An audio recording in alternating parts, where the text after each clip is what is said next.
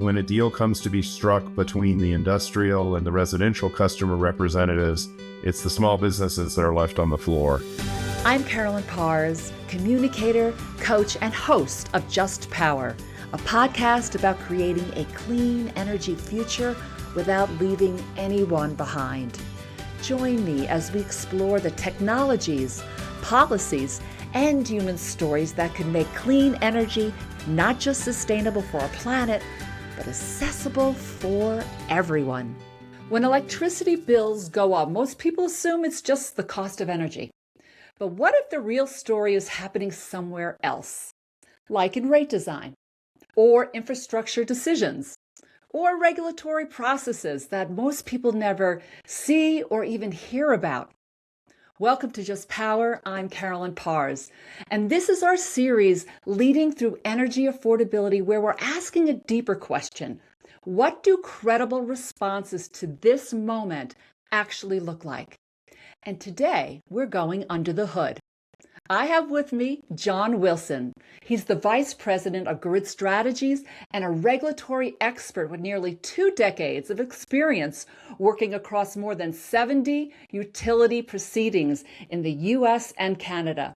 And he often represents the other side of the fence, such as consumer advocates and environmental organizations and public interest groups.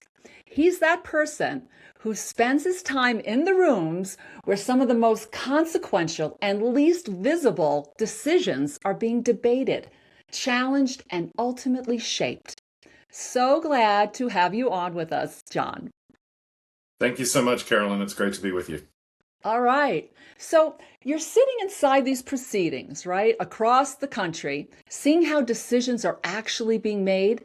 From your perspective, what's really driving the affordability pressures that we're having right now?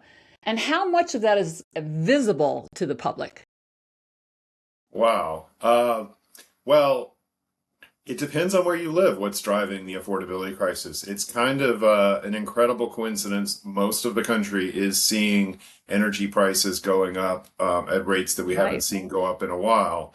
But the reasons really differ by location. So, for example, I used to have a couple of clients in California, not currently working there right now, but wildfire costs related to building the system that could not start wildfires and also would help customers ride through them even if they weren't directly impacted. Those costs are really, really high. Storm recovery costs on the East Coast from hurricanes and that sort of thing. And then really we're just seeing that the grid is aging. So we built this huge grid out in the late 50s through the early 70s when we had so much electric demand growth. All that stuff was bright, shiny, new back then. Well, now it's, 50 years old plus, sometimes 60 or 70. And a lot of those things have not been replaced or only partially replaced. So that is also driving a lot of the costs. Lots of other things too I could talk about. What can I get into in detail? Yeah, well, we're going to get into some of the things that we had a prep call before we met today. And one of the things that struck me with that is this whole idea of the large loads that are happening, right? And I know you've been asked this question a lot. Oh, yeah. But what I want to say is this. I want to start here. Parts of this rate design that we see, right, you have said tend to favor large customers, right? But yet, at the same time, I often hear utilities argue that large commercial and industrial customers often carry a significant share of the costs for residential customers, right? It's like, okay, so when you look at the data and the cases that you've worked on, what's actually true? What I see in the data is that, in general, the larger customers tend to get a better deal on electricity prices. Generally the worst off, and it varies again by location, but generally the folks who get it worse are the small businesses. They have the least power in the process. They tend to not be closely represented by anyone, and so when a deal comes to be struck between the industrial and the residential customer representatives, it's the small businesses that are left on the floor. But the other thing is that industrial customers really have the inside track on access and leverage with the utility. For a lot of good and maybe not so good reasons mixed together. And so historically, they've tended to get in place precedents, and precedents are really important in this arcane regulatory world that favor their business needs and design. And so that then turns into somewhat lower bills than maybe they would get if you had a build it from scratch fair system. Okay. So help us understand where the actual costs, well, how it actually shows up. So this is happening and how costs are defined, right? Or the rates are ultimately designed from the beginning. So where does it really take shape? Well, so rates are decided in what's called a rate case, and there's usually a regulator called a Public Service Commission, or sometimes a Utilities Commission, or sometimes kind of an oddball name. Um, and the rates, the utility comes in and says, here's what our costs are, and here's how we propose to allocate those costs out to customers, and then here's the rates that we propose to charge to collect those costs. And so it's kind of that three-step process. And um, ideally, you have a group of committed people who will review those costs and say these costs are fair or they're not fair. And then you'll have probably the same group or a similar group of people who will look at the other two steps in the process as well. And in the end, the commission or whatever it's called, a board, will make a decision and approve that, and then that's what gets charged to customers. That's what happens for Right. the vast majority of customers. It's worth mentioning here that if you live in a region that has a municipal or a cooperative or some other public entity, the process is more of a single entity making that decision and not a regulator. Right. So it can be a little bit complex there. And then you can throw wrinkles into it where there's some costs that are under federal jurisdiction. And so those rates and those components of the rates get handled in yet another way. So it gets incredibly Yeah. complicated. That's what I'm And saying. I mean, that yeah, was a great like overview of what happens with rate design. But rate design is design, right? And right. we're talking about large customers, we're talking about small businesses, we're talking about real people that are struggling right now, right? And how does that all come together in a rate design, right? So it's, is it all of those entities? I guess it depends on what's being proposed, right? But all of those Right. entities So are part of it. I think what you're getting at is sort of what does it look like behind the closed doors, so to speak. We're talking And under the hood today. yeah, so essentially what will happen is the utility proposes it, and a lot of that information is public. And it's interesting, regulation, a lot of key information is confidential, and you have to sign agreements to get access to it. Rate cases typically are actually some of the most public proceedings. So if you have an Okay. interest in it, you can actually get a lot of spreadsheets and a lot of documents and read a lot of things and know a lot about what's going on. It's not easy. It's not easy. When I go into a new jurisdiction, it takes me at least a week or two to sort of figure my way around. Like, where are the things that I usually look for, and are they even on the Okay. record? Do I need to ask for them? Then the second thing that usually happens is people sort of come up with their positions. Then it usually goes to a settlement discussion. Regulators, in theory, would hear all the facts and make a wise and judicious decision. What they really like is when different parties, like you and me, negotiate and say, we've all looked at this and we all agree that this is the fair outcome. And then the regulators go, well, let me look at that really carefully. And then they say, okay, good. We don't have to decide anything. We're accepting the deal. So, and I don't mean to be so cynical about it. It's a somewhat useful process. But like I said, there's parties that have a long history and a lot of resources and a track record who tend to have the upper hand. And there's Mm. parties who are newer to the process. They have to fight a lot harder to even get something in that settlement agreement. Right. Okay. So we're in a new era here, right? You said the grid is aging, right? And we have data centers that have shown up. Mm. AI has taken over the world, right? Right, right, So right. we're entering this moment, right? And based on what you're seeing and how we just talked a little bit about cost dynamics, right? How they play out. How are you seeing this being played out now with just hyperscalers, right, and tech companies when it's a whole new load, large load on the grid? Well, it's a mix. I'd say it's what I remember a football team that used to play under a scheme that they called controlled chaos. And I'd say that's about where we're at right now. There are a lot of rules of the road and a lot of structures that sort of guide people into certain patterns. And yet you've got this insanely large new customer group coming along in many Right. regions. I mean, literally, there are utilities that are forecasting to double their load over the next 5 or 10 years. Now, imagine if you're a business, let's just say you're a home contractor, and all of a sudden someone comes along to you and says, I'm going to buy, I know you're building 100 houses a year. I want to buy 100 houses a year from you. You are going to pay a lot of attention to that new That's customer, right. right?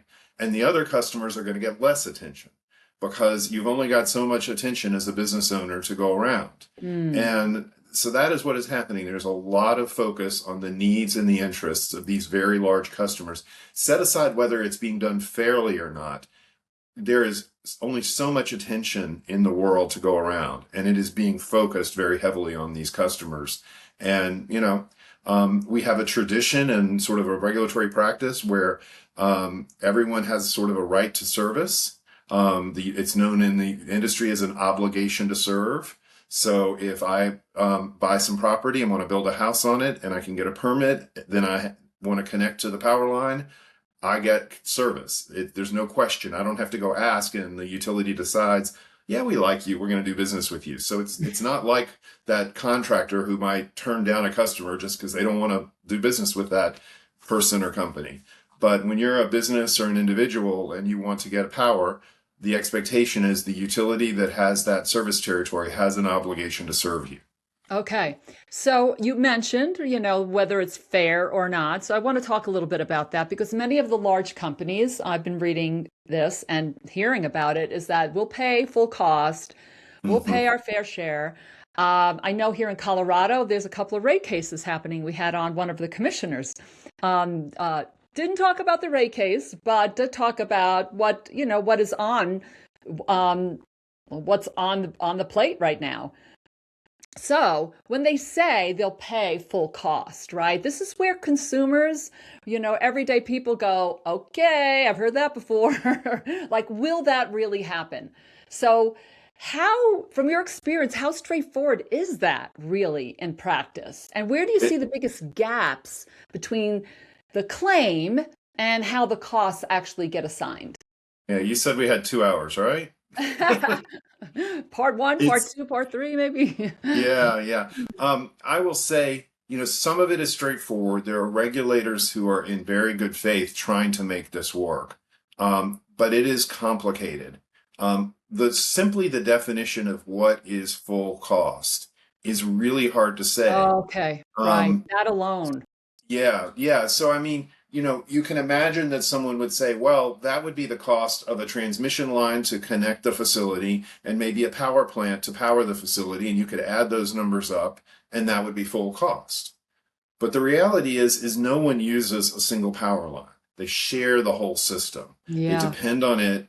I could get into electrical engineering here, but essentially, without the power grid as a whole, the power line outside your house won't work. It just takes that whole system to make it work Mm. effectively and tightly. You can go off the grid, and there are large data centers that are proposing to go completely off the grid. They're going to build their own power plant. They're I'm going hearing to that, like little and microgrids, right? yeah, yeah, just something. And you go drive around the place, and you won't see a single power line crossing the fence, Yeah, perhaps. yeah, yeah. So that's one solution. Those businesses are now in the business of running a computer center and running a power system. And that is going to be a Very double challenge interesting. where they had one going in. So most of them would prefer to connect to that wire or to multiple wires coming into their facility and get that power from someone who already knows that business of being reliable. So that's the real challenge there, I think, is that you've got this scale of impact on the system. Yeah. Any examples of this? The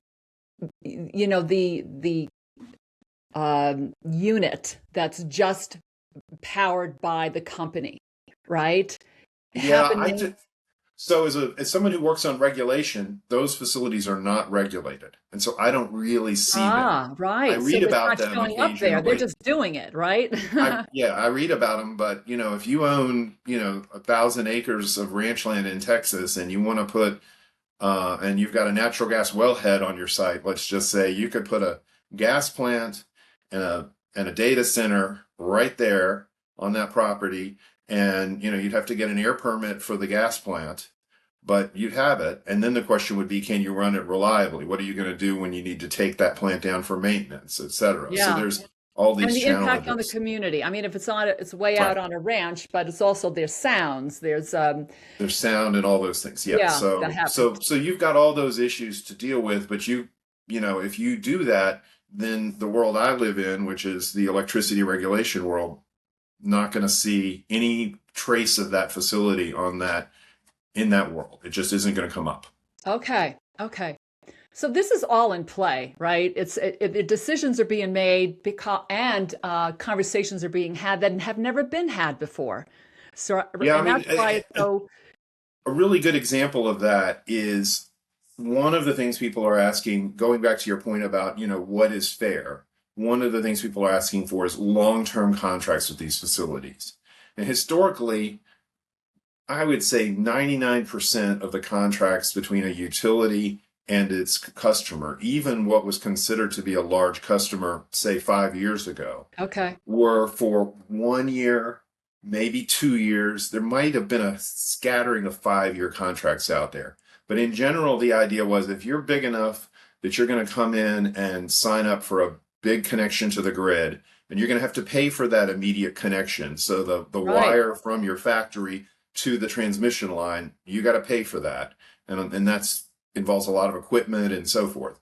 So if you've made that investment, the assumption is you're going to be around for a while. And that Right. worked fine for auto manufacturers and water treatment plants and just a whole Mm, host of large facilities, university campuses, you name it. There's lots of large customers out there, hospitals, go on and on that will have connections to the grid that are very large. They've paid for it, but they're on a year-to-year contract. The contract just okay. says, here's how much power you're going to deliver to us.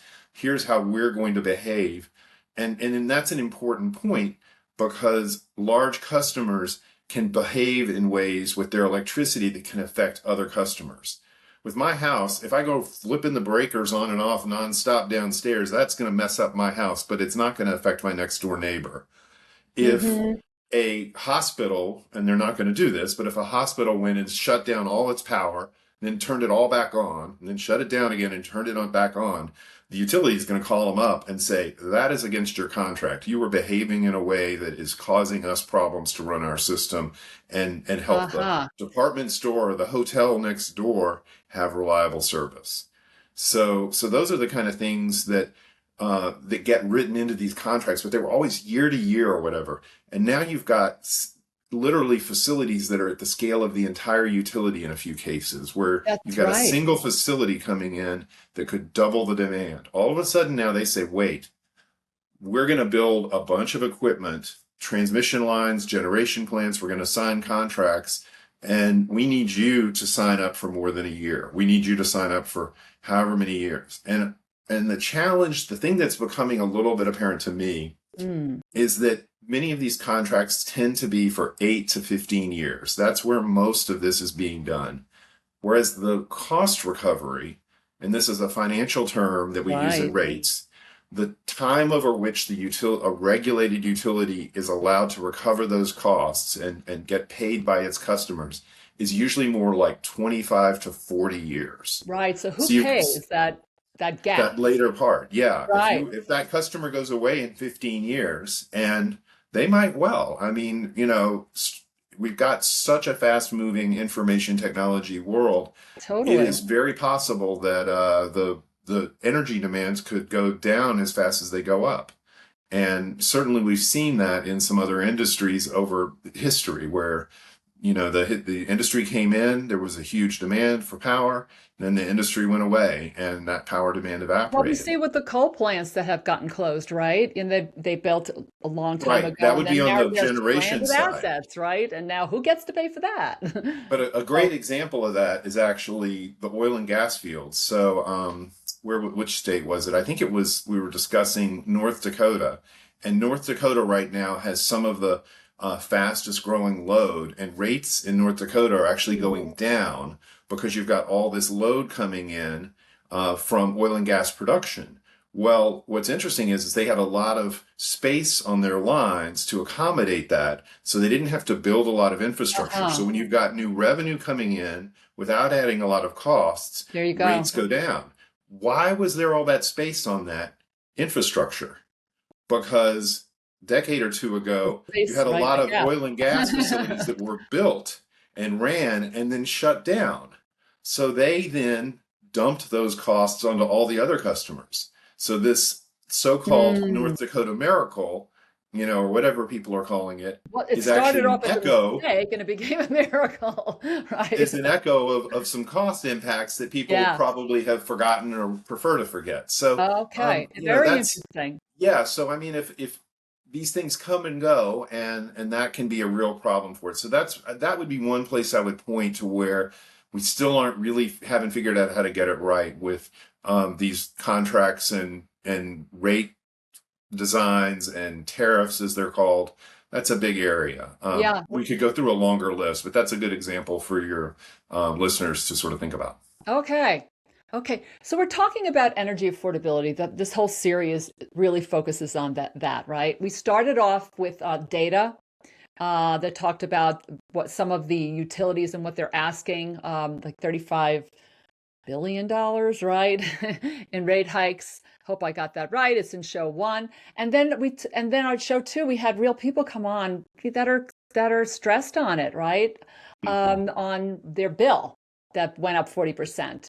So from your perspective now, from a regulatory, and you're an engineer as well, so what does credible response to Just energy so I don't affordability? overrepresent myself, I'm not an engineer. I'm a sort of economist side of the world policy Okay, I got expert. that So wrong. yeah. Okay.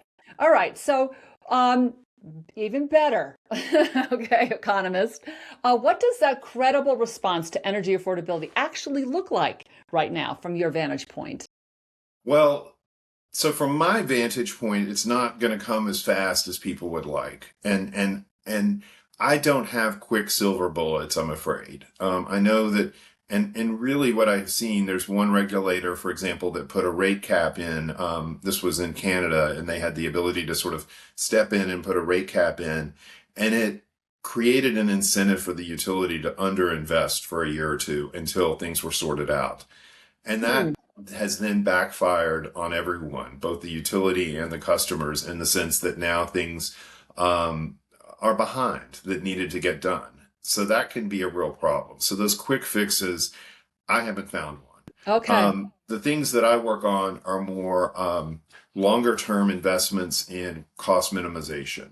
So making sure that large capital projects like new transmission lines or new power plants or renovated power plants are done with a high degree of attention to what is the lowest cost alternative that will solve the problem and what is the most cost effective way to contract for the assistance to do that work, and what are the ways that the utility can then manage that project to minimize risks or manage risks and minimize schedule delays and cost overruns.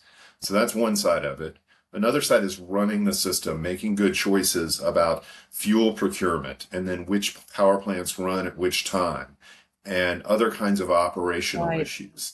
So those kind of very in the weeds management, economics, Mm, engineering. It's a multidisciplinary field, and you need people with all of those disciplines put together to make it really work. right. So, is there anything that you're working on right now that's got you excited, right? Or is maybe just um, even hopeful, let's say. Excited or hopeful? You pick. Um, well, I think the boy, that's really a. I mean, I work on really so many things. It's sort of hard to pick out which one is your favorite child. But I will say that, just given today, I'll pick today. Earlier today, I was in a hearing. My client is the consumer advocate in Nova Scotia. And Okay. one of the practices that they have there that's very unusual is an annual review of capital costs. And I've been working in these proceedings now for about 7 years, and progressively the board has directed the utility to implement more and more effective measures to minimize costs in its capital spending. And I've seen the results in some areas of the utility be very positive. And it's kind of like, sort of like, cleaning your house. If you've got a really messy house, you've let things get out of hand, you kind of start with one room. You get it straightened up. Some of the mess goes into the next room. And then you go into that room and you straighten it up. So we've been kind of methodically going through all of the different things that the utility is doing with its capital spending, and gradually setting in place practices that we can review and make sure that they're implementing. And we're seeing that the costs are becoming more predictable.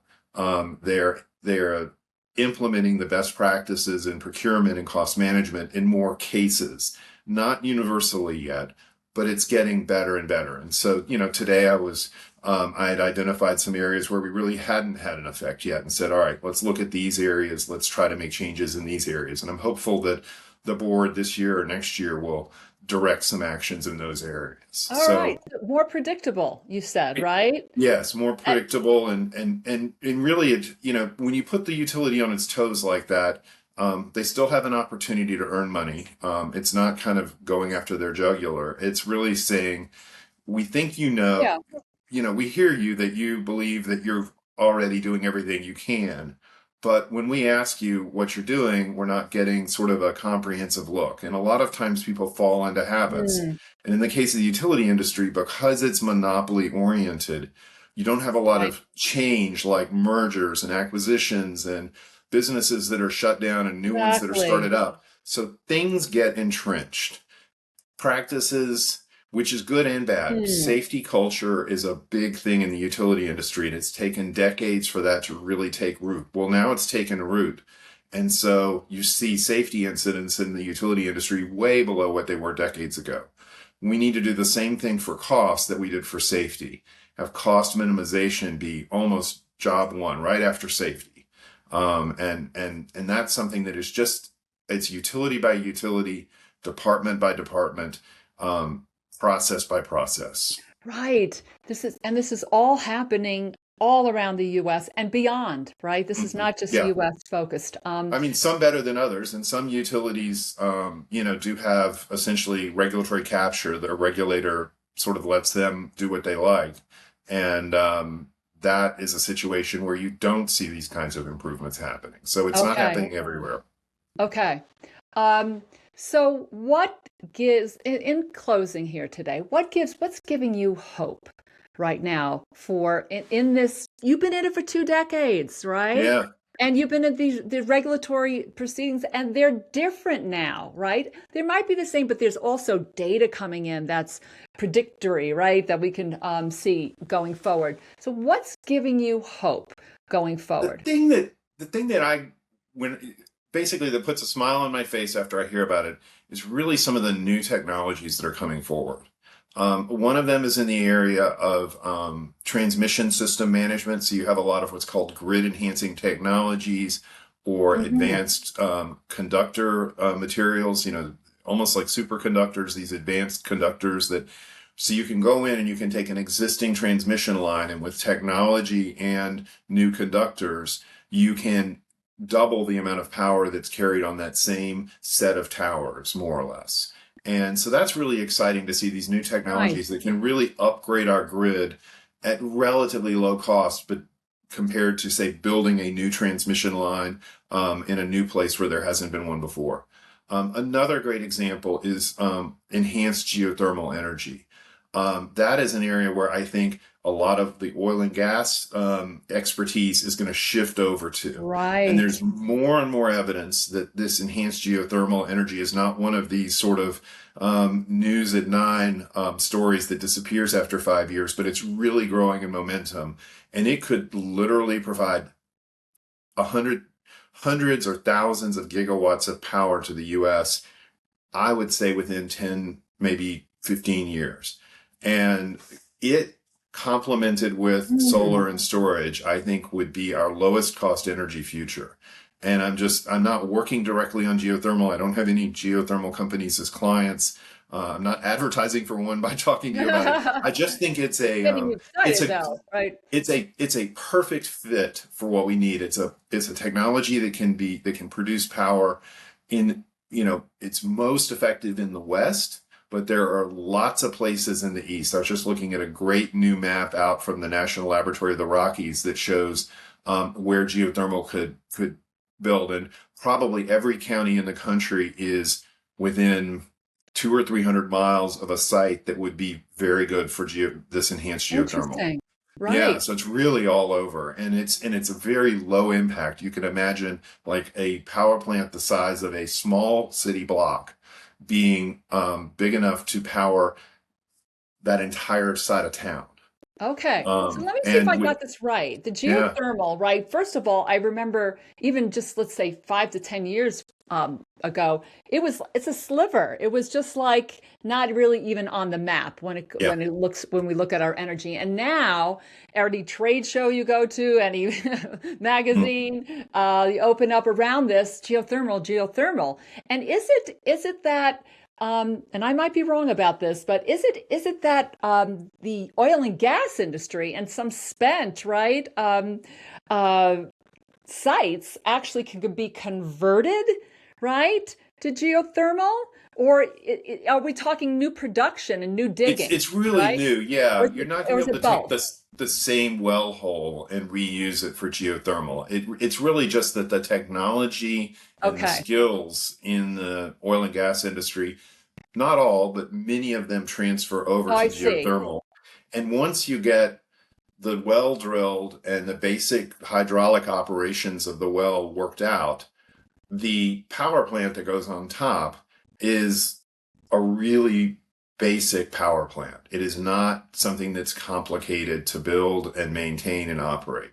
So Oh, it I is see. kind of, I mean, it's, other than the fact that we've got to build up the capacity to build lots of these, it's as close to a silver bullet as I can think of that's out there right now. So Okay. those are a couple of technologies that I think really give me hope.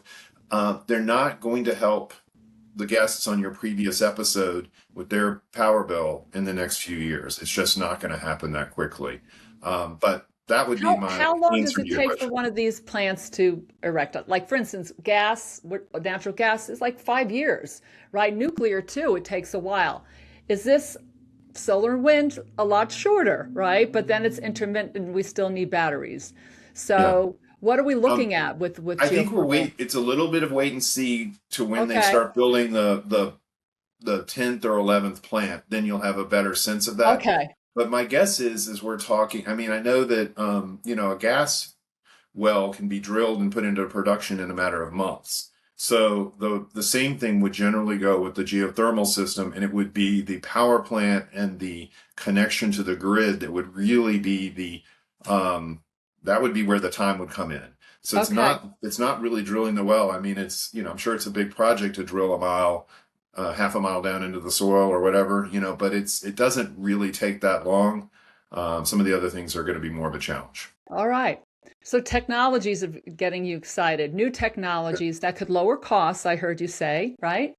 And new innovation Yep. for our grid, which Yeah, is so I think a lot of the cost increases that are going right now, it's going to be it's the I mean the electric grid, I'm sure guests have told you this before, is the biggest machine in the world, the US electric grid. And if you think of it all as like a right. ship, it's very quick, it's very slow to turn. That's right. But once it turns to a new direction, it can move in that direction very effectively. And so Okay. I think it's going to take us a few years to get to that. I'm going to keep fighting for customers and my clients to get cleaner and cheaper power wherever I can. But it's going to take some time and some focus on things that are likely to get built quickly and safely. And that's one of the great things about geothermal compared to, say, nuclear, is that it's going to be a lot quicker and safer to build in that kind of a time frame. All right. Thank you, John. You're so welcome, Carolyn. Yeah, so very interesting. We went off into technologies, which we usually don't, and I want to do a whole series around this. So geothermal, right? You got me excited about that. And what I'm taking away from this conversation is that energy affordability is not just about costs, right? It's about decisions, right, that are made, even that you might not even be part of, but it's also about innovation. Right? Decisions on how we build, innovation about how we build, how we plan, and who ultimately pays. And thank you for being an advocate for the people, right? So that that it's a checks and balances here, right? In this whole movement that we're doing towards clean energy and a new grid, or an enhanced grid, I should say. So that's exactly why this series exists. To ask what credible responses, right? I think that's one of them, what it looks like in this moment. So thank you again for helping us understand a little bit under the hood too, that you've helped us so that we can get this right. And for our listeners, if this conversation enlightened you, it did for me, inspired you, or even riled you, right? Go ahead and subscribe to Just Power. It really, that one action keeps this show going. It really matters. So take a minute and just subscribe. And even if you liked what we talked about today, go ahead and make a comment.